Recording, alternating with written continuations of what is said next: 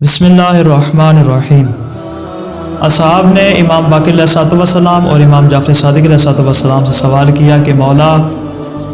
अगर कोई शख्स किसी दूसरे मसलक पर हो और बाद में वो हक़ की मारिफत हासिल कर ले,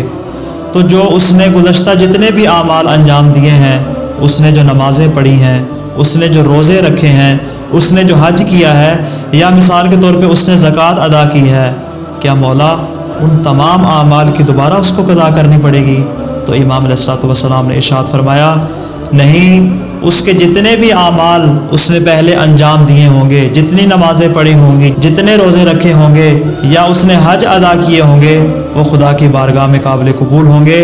लेकिन ज़कात उसको दोबारा अदा करनी पड़ेगी, यानी ज़कात की उसको कज़ा करनी पड़ेगी। रावी ने सवाल किया कि मौला, बाकी आमाल तो काबिल कबूल हैं, बाकी आमाल खुदा ने कबूल कर लिए हैं, तो आखिर खुदा इसकी ज़कात को कबूल क्यों नहीं करेगा? तो इमाम अलैहिस्सलाम ने इरशाद फरमाया, इसलिए कि जो ज़कात उसने पहले अदा की थी वो ऐसे शख्स को अदा की थी कि जिसको अदा करने का हक़ नहीं बनता था, यानी वो शख्स मुस्तहिक नहीं था कि जिसको इसने ज़कात दी,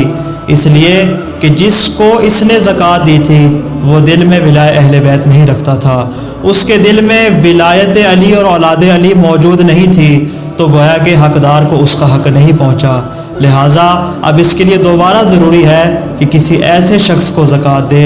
जो मज़हब शिया पर हो, यानी दिल में अली और औलाद अली की मोहब्बत रखता हो। लिहाजा ज़रूरी है कि अब ये दोबारा उस ज़कात की कज़ा करे।